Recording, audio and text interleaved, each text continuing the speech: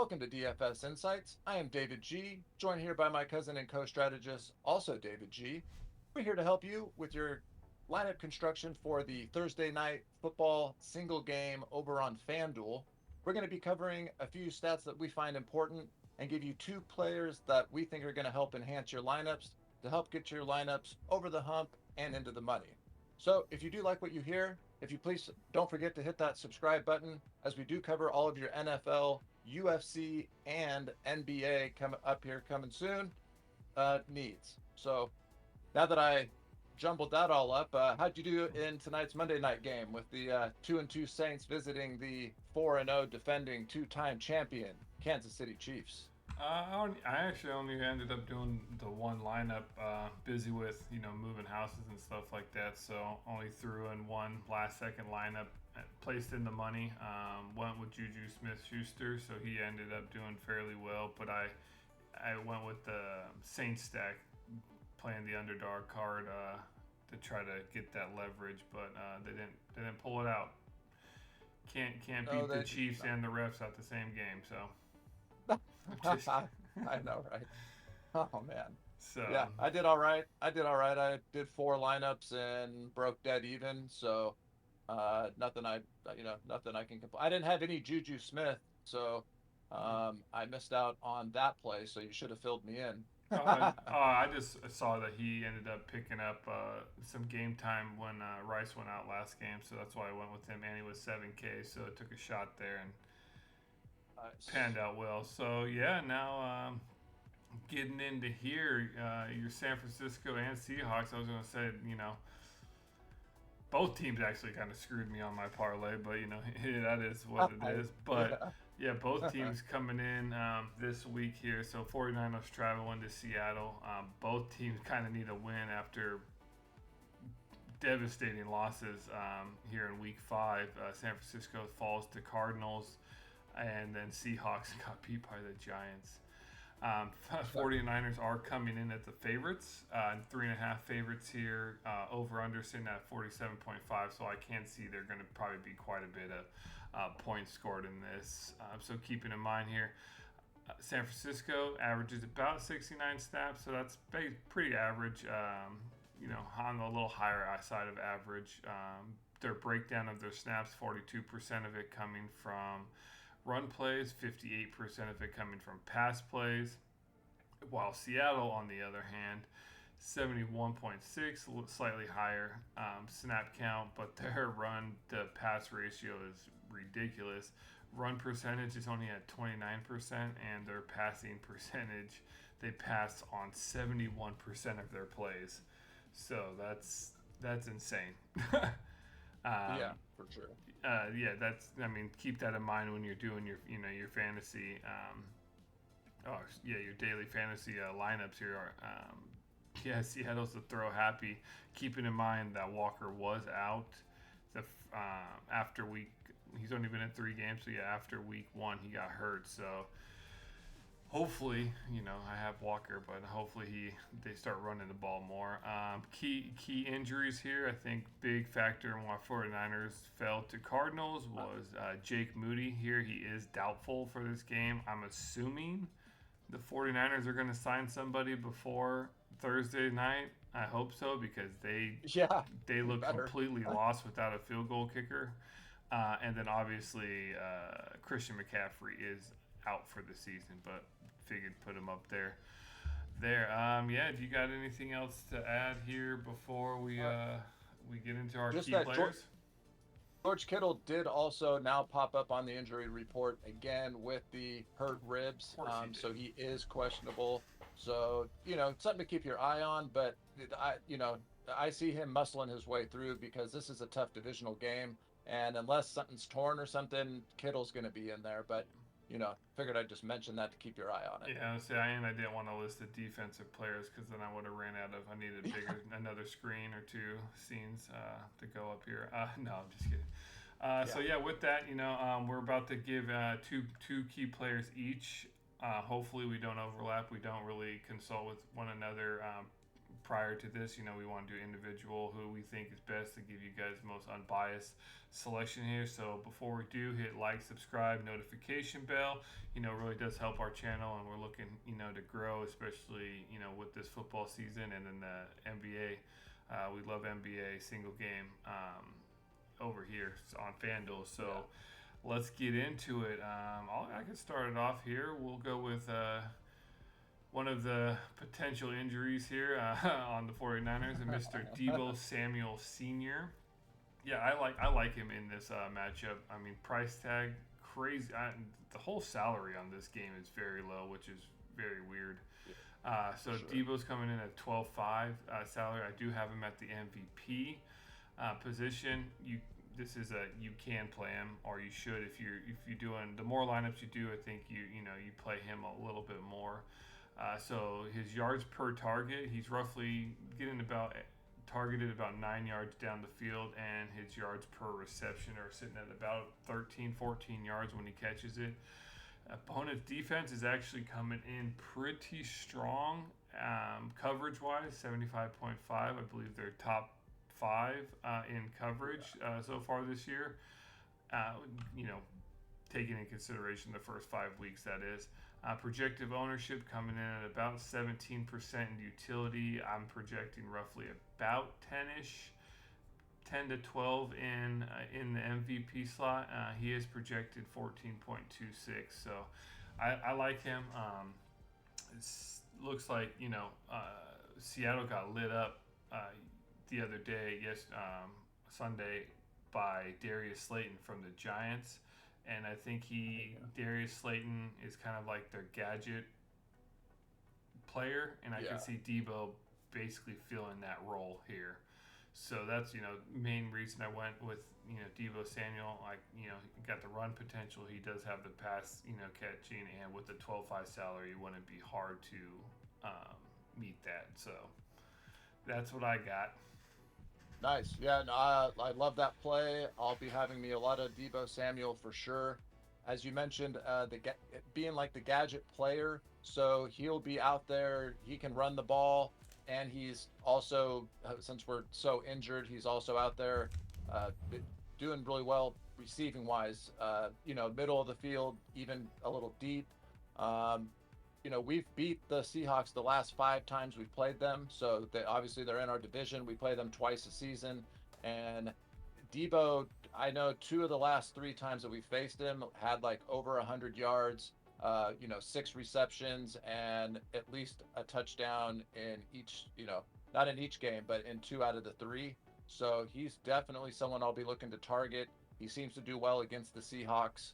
And, love the play. I'll have him at MVP and at utility. So I'll be playing him at both spots as well. Nice. All right. Who's your first pick? So my first pick, which I'm shocked that he's the most expensive guy on the slate. So I hate to have that as my first pick, but I mean, I'm going back to Jordan Mason, just like I did in week number 1. As soon as I knew Christian McCaffrey was out, I just know what type of offense that we like to run, and Jordan Mason is that guy who has stepped in and done great. Unfortunately, that fumble against Arizona probably, not having a kicker for 3/4 of a game also cost us the game. But that fumble right towards the red zone, he's coming off a bad game. So to me, he's going to bounce back. He's only had 2 bad games, and it's been against both division rivals, against the Rams and against Arizona. However, I just see this is going to be a grimy run the ball type of game. And, he gets a couple targets. He's not like Christian McCaffrey, who gets the 5, 6, 7, 8 of them. I think some of those are going to be going to more like a Deebo or something like that. But nonetheless, we're going to be looking to really control the ball. And Jordan Mason's the guy who's going to be doing that. So I love guys off a bad game. So when people go on here and go, oh man, he only had 8 fantasy points against Arizona and he's 15-5, and then they're going to see he had 9 fantasy points against the Rams, they might not be justifying it. So I'm hoping that that's what happens, and his ownership might be a little bit lower at that MVP spot than usual, and even just overall. He started at 7,500 at the beginning of the year. and now he's all the way up at 15.5. That's just pretty wild to me. So, what are your thoughts here on Jordan Mason? Well, I mean, it's not that's not surprising. Christian McCaffrey go out, then obviously he's the number one Yeah, on a yeah. team that runs 42% of the time.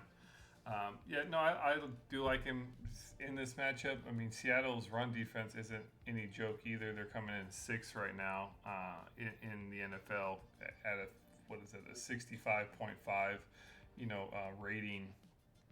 That's sixth best right now. So keeping in Yeah. mind, I mean, I don't think Giants had any run game really. They didn't really look to run. I don't think too much on. Yeah. Well, Tracy Jr. ended up smoking him for 129 yards. So, yeah, I could see Yeah. Jordan Mason piling on there. I think 49ers are going to look to prove a point here, and I mean, I have a feeling they should win this, but hey, I was wrong last game, so And we were favored by 7, and we did. 7.5 Yeah. points. Yeah, no, but no, So, I like the play. Definitely would be having exposure to him. It'd be hard not to. The only problem I think will be is to find where you're going to get that leverage. So I'm going to have to dig deeper to find out, ownership wise, yeah. where he's sitting, where I can get leverage at either at the utility or the MVP. 100%. Because, like you mentioned, these salaries overall are crazy. You know what I'm saying? I mean, no 17K guy, no 16K guy. I Mm-hmm. mean, everyone's pretty low salary here. So, you're going to be able to make a well balanced lineup, and you got to be careful not to be chalky if you want to take first, out of 80,000 people and not share all that money. All So, right. Yeah. My next pick coming in hot here. I'm actually going to switch it up. I'm going to go to Mr. Kenneth Walker III. So coming in 14K salary. I like him at the MVP here as well. Primarily, I mean, if you do game log troll, people are going to see that he did absolutely atrocious against the Giants. I think he only had what 19 yards on 5 carries. Geno Smith had 72 yards, so got outdid by the quarterback here.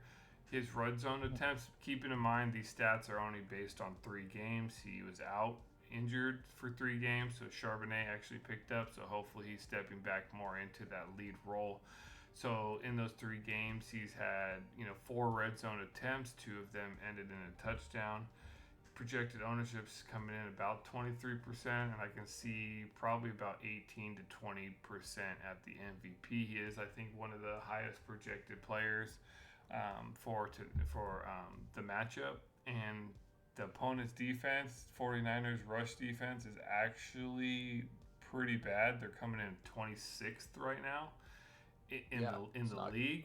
So I think it sucks. I'm doing this and it's weird because looking at the previous, our main stats page, Seattle only runs it, what do we say, 29% of the time. So I'm hoping that he gets, some break plays so or the score stays semi close and they're not throwing it that 70 to 80% of the time. So I'm going to ride the Kenneth Walker. I don't think 49ers have a good run defense compared to their pass defense, and I can see him benefiting quite a bit from it. So, what do you think about that before we Yeah, get over here to your last pick? yeah, highly agree with you there. I think that should be Seattle's main line of attack. Should be running the ball on us. Our We're injured, and our secondary is actually really nice and solid. And I think that Seattle is going to want to control the ball. It Kenneth Walker also had 8 receptions, or at least 8 targets last game. So even though he only had the 5 rushing attempts, he did have those 8 targets, which I do like from a running back, since it is a PPR type of league basically. So yeah, love the play. I'll have that. He'll be one of my main exposure players from Seattle. It'll be him and DK Metcalf are going to be my 2 guys. I'm mainly playing from there, from what I've looked up. So, yep, love that play. On to my final one. I'm going to be moving over to our tight end, Mr. George Kittle. And man, I have no idea how he is only 10,500. I thought it was a typo when I saw it because of how well he's been playing. He's had a touchdown in the last 3 games in a row. His targets have been going up. Minnesota, he had 8. New England, he went 4 for 4. And then he had 12 targets against Arizona, 8 catches, touchdown, 64 yards. So he's really been stepping up, and you know, we're not really throwing the deep ball. Ayuk is finally showing up now, so maybe he is due for a solid game. But at 10-5 and George Kittle, again, 17 fantasy points against Minnesota, 12 against New England, and then 16 here against Arizona. At 10-5, I got to ride the our hot hand and a guy that keeps showing up. So I'm hoping that his injury designation keeps his ownership low.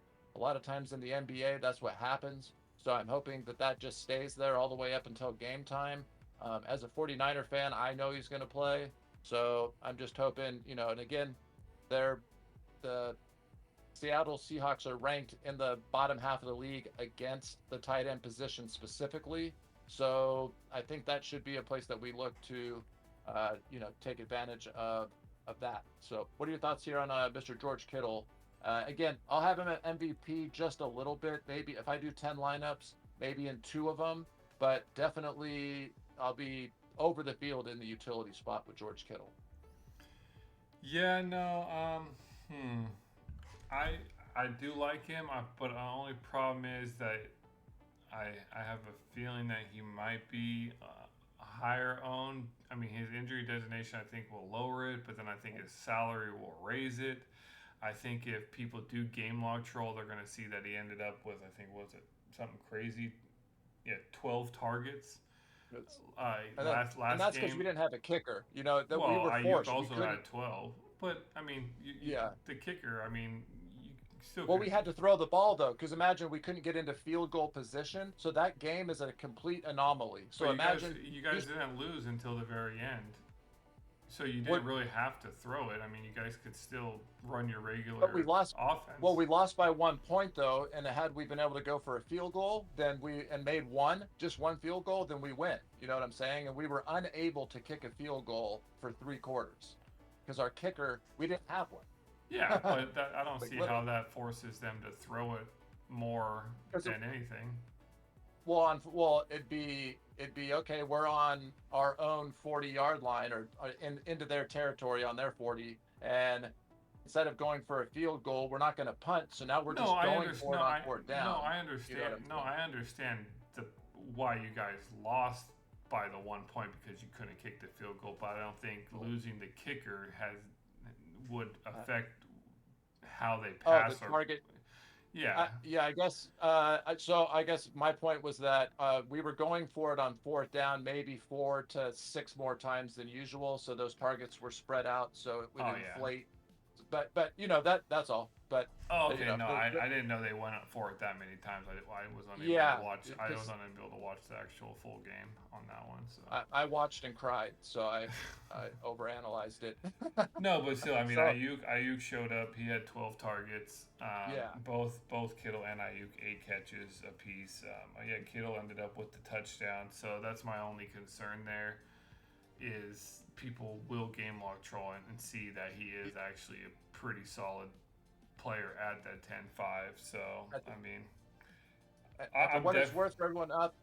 Not to keep going on George Kittle, but if you were to go in game log and see what he's done the last 4 times that we've played Seattle, he actually hasn't played that great. He's only gotten 2 or 3 targets.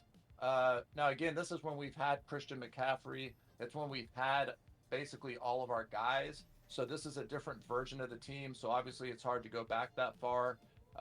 But we'll see what happens, right? That's why we play the football game. yeah. So Yeah, no, yeah, enough we'll on see. him. Yeah, no, I see. I mean, with it, I mean, the salaries are so cheap. You can literally throw in the 4 people we Yeah, mentioned and still have a solid, solid yeah, yeah. remaining salary. Which is insane.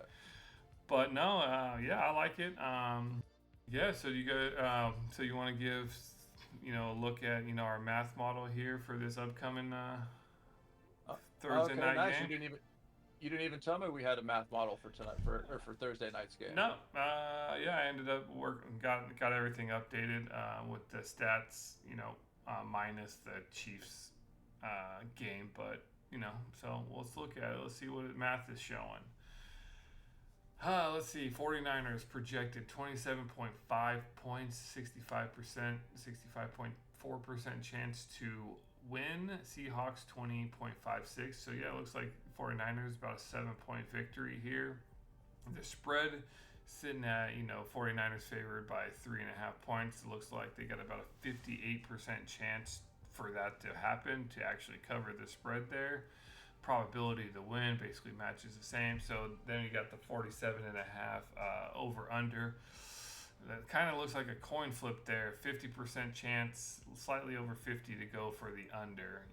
I've always been told life is too short to bet the under. So if you think this is going to be a high scoring game, then definitely I might take the over on this one, because I see this point total being more accurate, about 48 plus points. So what do you think about that? Yeah, I like that. I think it's going to be, again, with all those pass attempts, what Geno Smith is doing, and our defense, it should be interesting, man. Notice I'm almost speechless because I don't know what team is going to show up as far as the freaking 49ers. So we keep losing fourth quarter leads, and hey, kind of reminds you of the Super Bowl, huh? Man, it's just, I know it doesn't matter what quarterback we have either. We lose in the fourth quarter and overtime leads in the biggest games. Hey, so Green Bay did it to the 49ers last year in the playoffs. We blew a freaking lead there, and you guys came back and destroyed us in the last quarter and a half. So I'm not salty, I swear. So well, with that, those are our picks here. For the Thursday night, week 6 matchups. So let us know down in the comments what you think about those, or if you want any additional information on the players. We do, cover, we do research on all the players there. So looking forward to this matchup, winning some, that 100. What is it? 100K. 100K still nice. All right. Yeah, haven't even got a chance to do it. Been crazy busy. So make sure you hit that like, subscribe, notification bell. As David mentioned, we're covering NFL here, single games. Either we'll pick typically either the Monday night game or Thursday night game, whatever we feel is best. We got the NFL Millie Maker videos popping up every week, and then we also have the UFC videos popping up every week. We're trying to push out a bunch, and then once the NBA comes, holy jeez, even more to worry about there. So with that. Good luck. Let's make some money. What do you got? Sir, good luck. See you guys at the top.